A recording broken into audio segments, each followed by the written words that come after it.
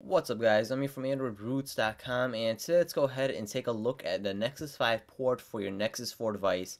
And if you guys actually go and wonder about how stable this is 100% stable. You won't have any problems with this ROM because this ROM is actually based off the Nexus 4 factory image released by Google. So yes, from the ground up, it's actually built by the Nexus 4 stock factory images.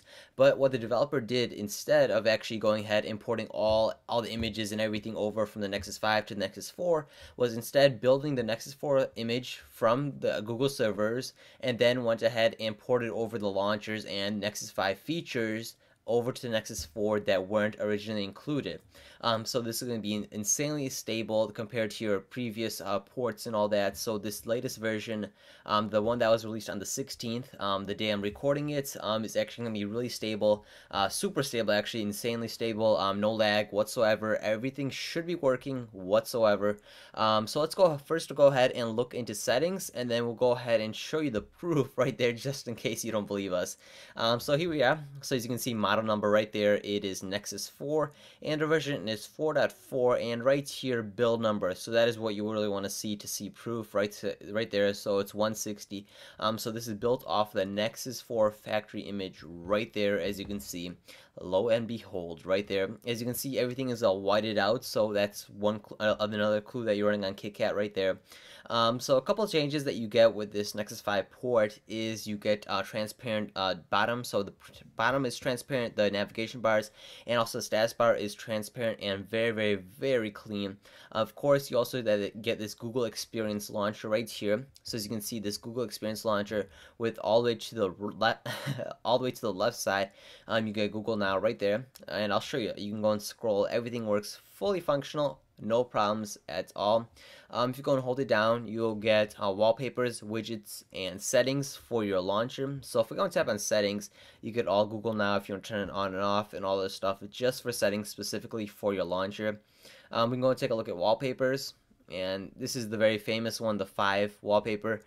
Me personally, I like the pink one.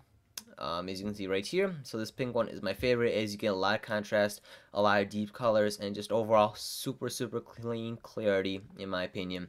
So that's my favorite one out of all the ones that Google did release. So let's go ahead and try out the Google feature, the Google is always listening feature. Just remember, this feature, if you're running this on the Nexus 4 or on the Nexus 5, this feature will only work when you're on your home screen. So now let's go ahead and try out the Google feature. Okay, Google, what time is it? The time is 4:48 p.m. Alright, so there you guys, and saw that the actual command works just from the home screen. We can try it again, but I did find an issue that if you do try it right after, it doesn't work, or even if you try it again, it doesn't work. So you have to do it a couple times before it actually does work of the Google command. So I'll go and show you the issue I'm having. Okay, Google, what time is it? The time is 4:49 p.m. Okay, so actually I was wrong, I guess.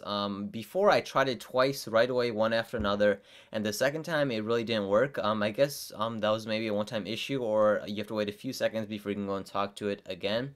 That's all right. And you can see you got Google Now right here with all your weather and stuff.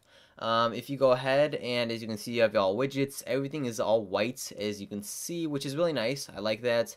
You have your Google Hangouts, and that is also your text messaging place too, and that's really nice. Just your app drawer is just your apps now, not your widgets anymore, or a Play Store link or anything like that at the top of the screen. So that's clean and sleek now. And also, if you go ahead and go into settings and go into developer options right here, you also have the option to select runtime of Dalvik or Art.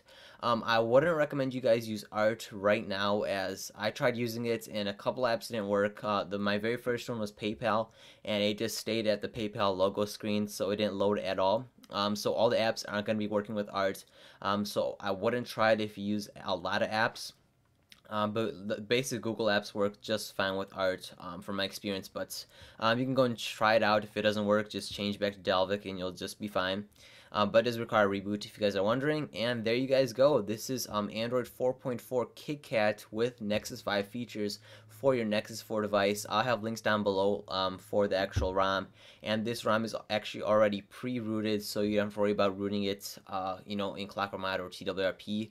Also, speaking of custom recovery, please only flash this on Clockwork Mod. TWRP doesn't support Nexus 4 KitKat 4.4 right now, so flash it on the latest version of Clockwork Mod, and this ROM will flash just fine without any problems. TWRP, you will run into problems as they don't support Nexus 4 KitKat as of right now. Just CWM, just to be safe, and you won't run into any problems. If you guys enjoy this ROM review of this port of Nexus 5 features for your Nexus 4, be sure to like and subscribe in the bottom left-hand corner right there. Only two clicks away to really make my day. And don't forget to follow me on Twitter and all my other social networks. Links down below for the ROM and my links to social networks too. Thanks, guys. Peace.